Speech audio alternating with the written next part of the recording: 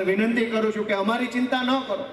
ગોપાલ ઇટાલિયા ઉપર બિલકુલ રહેમ ન કરતા, ગોપાલ ઇટાલિયા ઉપર દયા ન ખાતા, પણ તમારા પોતાના ઉપર, પોતાના બાળકો ઉપર, પોતાની માલ મિલકત ઉપર, અધિકારો ઉપર તો થોડીક દયા ખાજો કે આવી હાલતમાં નથી જીવવાનું, આનાથી ઘણું સારું જીવી શકાય એમ છે.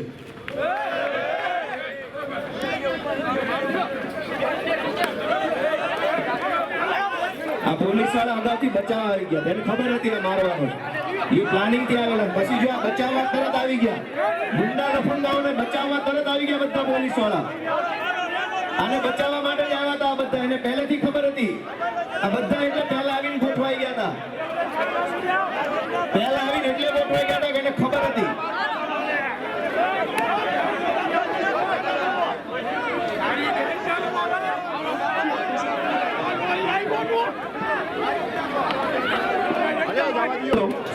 આ પોલીસ વાળા ચારે બાજુ એટલે જ ગોઠવાઈ ગયા હતા, એને ખબર હતી પહેલા.